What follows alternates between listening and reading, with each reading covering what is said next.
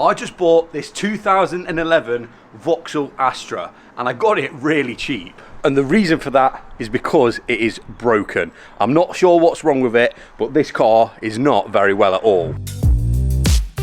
And unfortunately, all good things come to an end. But I'm also a massive believer in everything happens for a reason. So after selling my Corsa to one of you guys, they actually mentioned that they had a Vauxhall Astra sat on the driveway that was about to go to the scrapyard because it had a bunch of issues. And I wanted in. So shout out to Baz, we went and got the trailer, headed to Burton to pick up this Astra. The Eagle has landed. There she is. Oh no, we've done it again, boys. We've done it again. This car is going to need a lot of work to get back in a worthy condition. We'll get it off and then, well, I'll show you what's wrong with it. And here it is. This is a 2011 Vauxhall Astra SRI, and with how many of you guys enjoyed the Corsa series, I thought it'd make sense to get its beefed up brother. Well, that's what I thought, until I found out that this has got the exact same engine that my Vauxhall Corsa had, but it's not in as good a condition. I actually bought this car around a week ago, which was before Christmas, and since then I haven't touched it whatsoever. I've parked it here and it's not moved since. Now you might be wondering how much I actually paid for this car, and I'm gonna tell you. I paid £150 for this Vauxhall Astra SRI. Yes, that's correct. £150. And there is a few reasons as to why it was that cheap.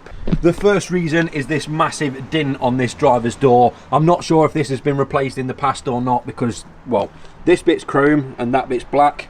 I really don't know what's going on with this car, but we've got a massive dint there. The alloys at some point have been sprayed. I think they've been sprayed with a rattle can, to say the least. They're chipped and it's not the best job. There's lacquer peel all over the car.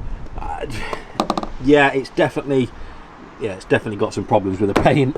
Coming round the back, you can't really tell at the moment, but you can kind of see where this rear bumper has pretty much completely been rattle canned. I'm not sure why. Maybe it's been in some sort of accident at some point. I don't know. There's scuffs all over the bumper here.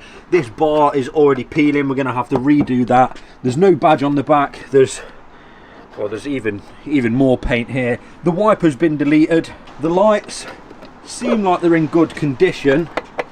Oh, if they were bolted in properly. And this whole rear kind of quarter on the passenger side looks like it's been rattle canned as well. The wing mirror, well, I think someone's put the complete wrong glass in that wing mirror, so we're going to need to get one of them ordered. The front bumper is, well, hanging on for dear life, or it's not been clipped back in properly. Job's a good one. So it's safe to say this car is pretty rough. But for £150, you may think, whoa, you've got a cheap working car. No, we haven't. As a matter of fact, I'm not actually sure if this car even starts. So I guess we should dive into it and actually find out what's wrong with this car and if it's even fixable.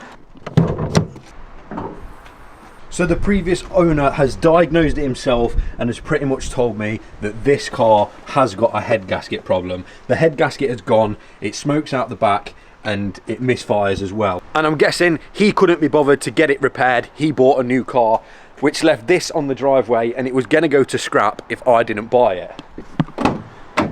So I think the only thing left for me to do is at least see if the car turns on. I've not got high hopes, but if it does, I'll be pretty happy. Right, here goes nothing. If it turns on, we're on a winner. If it doesn't, then I don't know how I'm going to get it on.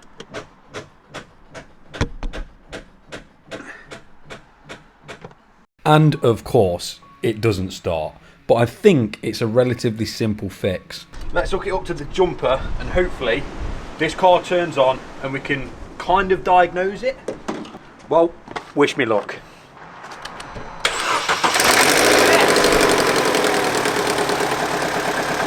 Yes.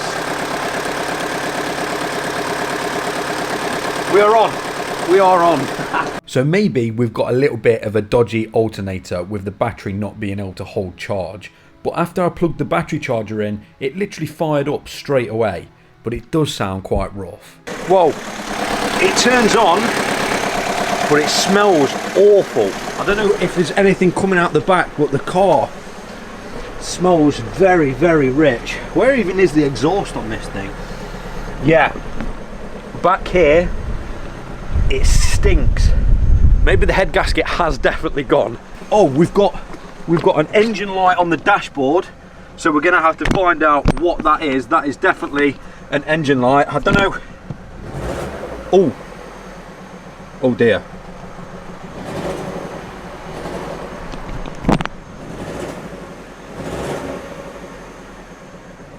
That doesn't sound great. And after letting the car sit and idle for a little bit, trying to diagnose and find out a little bit more, I then realised that the horrible smell was coming from an oil leak in the engine dripping onto the manifold. So that wasn't too serious. It's most likely just going to be the rocker cover gasket. Now on these engines, and pretty much on most engines, a big telltale sign of if the head gasket has gone is you normally get quite a lot of kind of mayo residue built up under the oil cap. I'm pretty sure it's obvious as to what's happened with this car, but I guess, should we check? Oh no. Oh no. This is what people like to call mayonnaise. It's basically where water gets into the oil, mixes together and causes this weird yellowy white slush to sit under the rocker cover and under the oil cap. But it doesn't 100% mean that the head gasket has gone. It could just be down to condensation of the car being driven on short journeys. And as suspected, there is that horrible kind of mayonnaise exhaust smelling residue on the inside of the oil cap. That's not good. But just to make sure, one thing I have got is this. This is a kind of like head gasket tester kit. All you do is jam this in the top of the coolant expansion tank, and basically if this fluid turns yellow, then exhaust gases are getting into the coolant, which means there is like head lift / cracked head gasket. So I guess we kind of put this in, and well, I'm pretty sure this is going to go yellow, but it's nice to just definitely know. Well, with nothing to lose, only £150 invested into this car, I thought it's worth knowing what its problems are before we start cracking on with fixing them. So if this fluid turns yellow, then we're on the path to knowing that it's definitely the head gasket. And now all it leaves us to do is turn the car on. If it turns on, which it doesn't, let's try that again. Turn the car on, fill the tester up with the blue fluid and see if it goes yellow. Well, let's give it a go. All you've got to do is fill this little test tube up with the blue fluid, and then all it's a matter of is seeing what colour it actually either stays or changes to. I guess we just let this get up to temperature and kind of hope maybe that blue fluid doesn't turn yellow. If it doesn't, then we're still going to have to diagnose exactly what is wrong with this car. We've got an engine light on, which I'm going to plug in shortly. I'm just going to make sure that we kind of know what's what before we carry on. So fingers crossed this maybe doesn't turn yellow, but if it does, we know what it is. But then I noticed something really weird. This car's dashboard doesn't actually display a temperature gauge, but I know on these engines the cars have coolant temperature sensors, so there has to be some way of knowing what temperature the coolant is. But something I've just found out through YouTube is that in this menu, just like the Corsas, there is a secret kind of hidden menu. To access that, apparently you need to have the radio on, press and hold the settings button, and it should beep. Okay, then you want to press through this BC button, and as you can see here, it cycles through this hidden menu. The one we're looking for is this one. So this is apparently your speedo in kilometers. So where it says 0, obviously the car is not moving, so we're doing 0 kilometers an hour. The T here apparently stands for temperature, which at the moment is 87, which means that the coolant temperature sensor is telling the car that the coolant is up to 87. Normal operating temperature for these, I'm pretty sure, is around about 90. So we're pretty much up to operating temperature. What I think we should do is go outside and check what colour the blue liquid has changed to.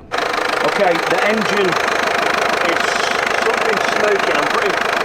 It just smells like burning oil, but that hasn't changed colour whatsoever. That is as blue as it kind of went in. I'm not really sure where the oil is leaking from. Maybe the rocket pump gasket, I'm not sure.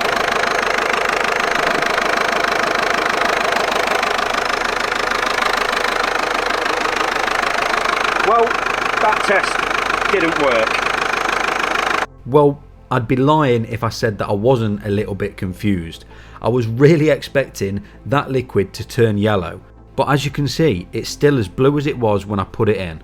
One thing I do want to test that we learnt from the Corsa is if the heaters are actually working. So if we turn these on, it was warm. The car was blowing perfectly hot air as it should when it's up to temperature. I don't want to go ripping this engine apart if there isn't a head gasket problem. I think what we should do is plug it in and see what this engine code is actually saying. Maybe it wasn't head gasket after all. Well, clearly there is something wrong with this car, but it's not giving us the normal telltale signs as if it was obvious. So the only thing it is giving us is the engine light on the dashboard. So I think the only thing left to do is get the diagnostic tool out and at least see what the car is trying to tell us. Apart from that, there's a few more tests I can do to try and find out if the head gasket is done, so we'll do them afterwards. But as far as I can kind of tell, the head gasket seems all right. But yeah, let's scan it. Now, while I'm getting to the OBD port to plug in the scanner tool, I'm assuming a lot of you are thinking I've got an absolute steal, even if this car has a few problems. Well, what would you do if I told you you could win an even better, even faster, even more expensive car for even cheaper? Not even cheaper, I mean for free. If you head over to the Planet of Dreams website, they are a giveaway company that give away cars and prizes. There's plenty of people won so far, and you could join them on that list.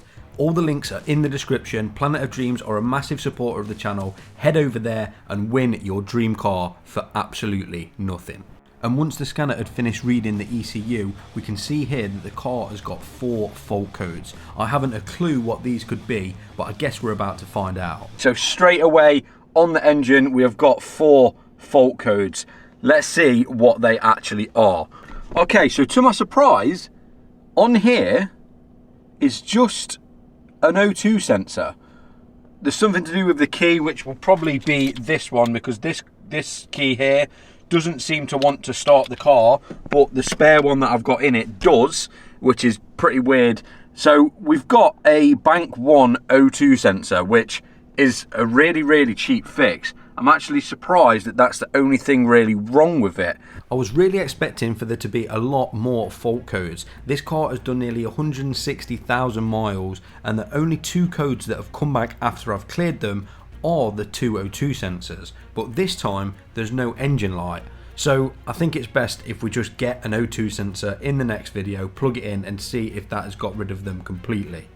I'm not sure what the engine light was actually for, whether it, I mean, I don't think an engine light would throw up a light for a key, but at least we now know that if we just chuck a O2 sensor in, hopefully we'll have 0 codes whatsoever. So now we know that there is definitely an O2 sensor problem on this car. With it being sensor 2, that is the one that's underneath the car. At least we can actually rectify one of the problems with this car, but we've still not got to the bottom of the head gasket. So there's a few more things that I can do to try and find some telltale signs that the head gasket is bad. The first one is just to simply check the spark plugs. Getting the spark plugs out is really easy. There's this little plastic cover on top of the coil pack, then there's 2 bolts holding the coil pack to the rocker cover. Take them out and you can access your spark plugs down all the cylinders. And they didn't look too bad. They look a little bit oily for what I'd like, but I've definitely seen worse. Let me know what you guys think.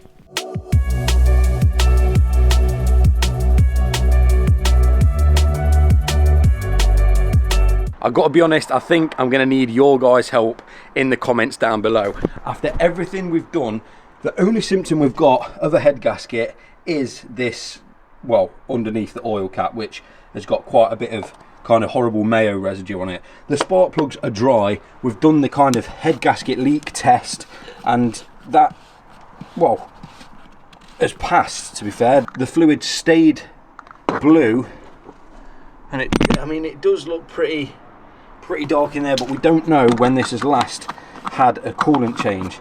With that being said, there's a few things I've noticed when I've started to work on this car. Around the thermostat kind of housing, there's all this kind of white powder. I don't know if that is dried up coolant leaking from somewhere. Same thing goes down here. There's this horrible kind of white stuff. I don't really get this. I don't know what it is with me and this channel and my cars, but I always seem to have something wrong with either coolant, head gasket, or something along those lines. I don't get it, but I think for this video, we've diagnosed a few things. I'm going to get your guys' help in the comments down below. Let me know what you think it could be. And, well, I hope you're excited for the content on the new car. It's going to be good, it's going to be fun, we're going to get it repaired. If it needs a new engine, I'm going to give that a go of putting a replacement engine in here. We'll just see what happens. I'm going to get this car sorted. In next video we should actually be on the mend, so stay tuned for that one. Thanks so much for watching. If you did enjoy it, please like, comment and subscribe. I'll see you in the next one. Peace. You wear a hat, they call dad. Me, I'm the dad in a hat. You just like clubbing and clothes. Me, I like afternoon naps. 3, I be missed for the road. My oldest like counting racks. My middle one, she's in a dirt bike. My youngest is just like a mama.